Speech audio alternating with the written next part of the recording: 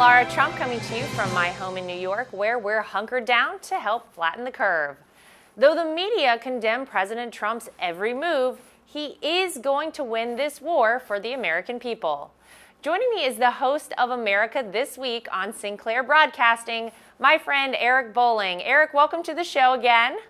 Awesome to be back with you, Laura. Great show. Good job you're doing, bud. Oh, thank you. Thank you. Well, there's so much to talk about, and obviously you are a member of the media. You are one that does not try at every single turn to attack the president. You actually report the facts and the news to people. But don't you think the media shift their narrative every single day, Eric, to promote their political agenda and try everything they can to hurt this president? So I wrote a monologue on this exact topic, and I delivered it on the show yesterday, which airs around the country. But it really pointed out that the media has become so partisan. Rather than delivering information, like the president comes to the briefing room every day, delivers some information, gives nuggets of information, then takes questions. So for the better part of 2 months, I saw the media, the left-leaning mainstream media, just try and poke at Trump constantly. Why didn't you shut the economy down sooner? It was up to you. You could have shut the place down. Why didn't you, whatever. More people got sick. More people lost their lives because you didn't. Meanwhile, he had already stopped incoming flights from China, but they still poked at him. And then a couple of weeks ago when he said, listen, I'd like to reopen the economy because it's time, they went apoplectic. They said, who are you to decide when the economy is to open? Meanwhile, they've been trashing him for weeks that he should have closed it sooner. So the bottom line is, rather than being an honest media, and journalism is protected in the Constitution. It's right there. We protect the free press in the First Amendment to the Constitution, but it was there to keep a check and balance on politicians and government, not to decide who's right and who's wrong. They literally should be calling balls and strikes. Instead, they've got the game sold. They're just trying to figure out how to make their team win. They have already sold that their team's going to win, and they're just, I don't know, blowing calls left and right just to make their side look better.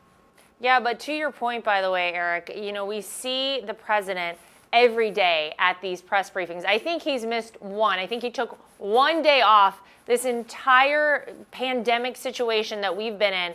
He stands up there for 2+ hours a day, answers every single question from this hostile press poll. These people that are looking at every single turn to try and attack him and find anything he says that they can blow out of proportion and skew to try and make him look bad.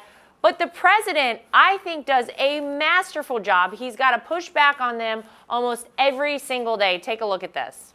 Those people have been just absolutely excoriated by some of the fake news, like your CNN, your fake news. And let me just tell you, they were excoriated by people like you that don't know any better because you don't have the brains you were born with. You should be praising the people that have done a good job. All right, so there he is. I mean, listen, he lets them have it. But this is why it's the best show on earth right now. It is. I mean, it's literally must see. My wife and I sit there and go, is it 5:30, 5 o'clock, 5:30? Yeah. Because you got to turn on the briefing. Because it's a routine.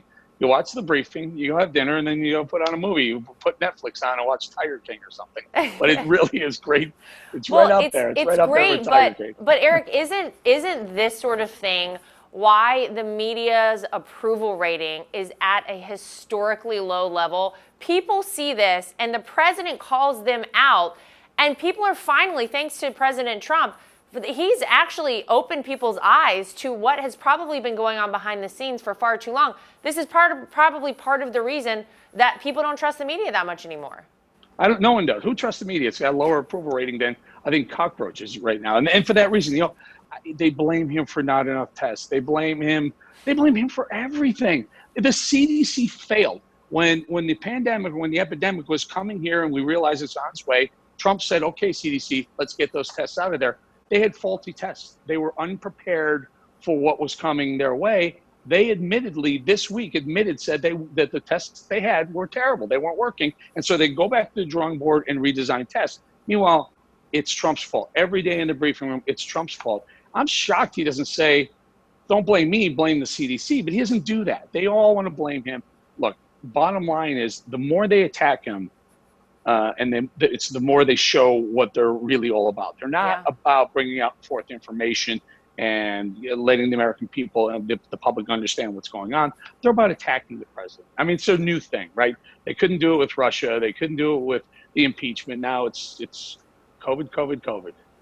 Well, we will get through this, Eric, and I think the great news is that we have a president, whenever we do get on the other side of this, hopefully sooner than later, who fully understands the economy, who understands jobs, business, who in 3 short years got us to historic levels, whether we're talking about historically low unemployment, historic levels in the stock market, bringing jobs back by the hundreds of thousands, manufacturing jobs that Joe Biden and Barack Obama said had gone and left this country forever. Donald Trump brought them back. So if there's one person out there who understands how to get this country back to work and get us back past even as great as we were prior to this pandemic, it's Donald Trump. So what are your thoughts about, the president's plan to get Americans back to work as soon as possible, but as safely as possible as well? And this is a big point of contention with me. Before I was in politics, I spent 15 years in business, and I was in the oil business. I'm watching what's going on here. I mean, I like what we're doing. For me, be perfectly honest with you, Lara, I think that there's a lot of money being spent to businesses and the top level of businesses, and you have to keep businesses open. I get it, but I've talked to Jared Kushner. I talked to the president directly. I honestly think there's a solution to this that they're kind of missing right now, and they know that I feel this way. And there's a debit card that needs to happen. So every household in the country gets a debit card. Use it or lose it. You got 30 days, spend it or it goes away. Everyone's going to spend it, but what it does is injects cash directly into the economy. That's what we need right now. The U.S. economy is 70% dependent on the consumer. So what we're doing and what Mnuchin and Kudlow put together, it's smart. It keeps the businesses whole and it allows the doors to open.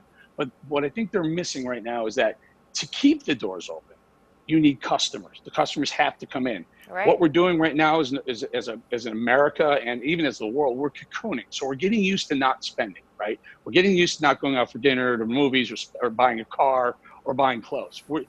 It will take a long time to get back to those levels from before. But if you put cash in their hand that they have to spend, it gets injected directly into the economy. I talked to the president personally about it. But I honestly think that when you incentivize the consumer households, it doesn't cost that much money to do this. If you put $2,500 in everyone's pocket, it's $300 billion. That's about, you could do about 12 or 15 of those so far. Here's the best part of it. Call it the Trump card. You got this debit card. It's called the Trump card. The Democrats would love that, Eric. Could you imagine?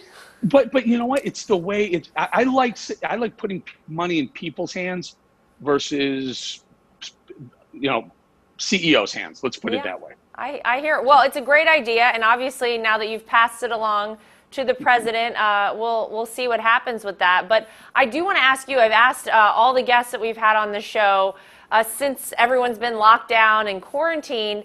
How has life changed for you? How's it going? Are you staying sane? Any tips for any of us out there? What can you tell us about your quarantine situation? So the quarantine situation is thusly. My wife and I used to go out to dinner quite a bit. Charleston, South Carolina, beautiful restaurant.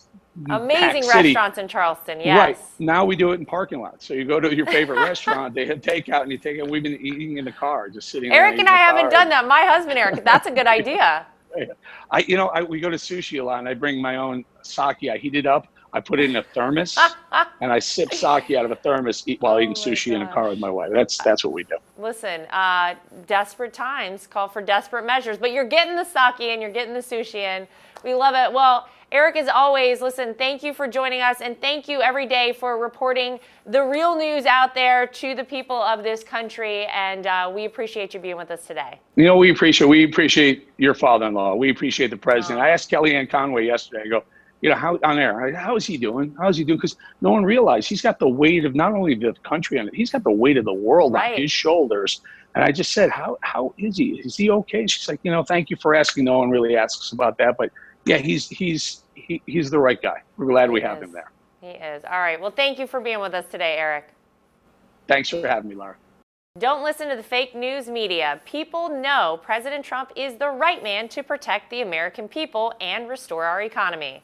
That's the real news for today. If you'd like to get involved with Team Trump, go to DonaldJTrump.com or download the official Trump 2020 app on the App Store on your iPhone or on Android from the Google Play Store. I'm Lara Trump, coming to you from my home in New York, encouraging you to stay safe throughout this crisis. Thanks for joining us, everybody.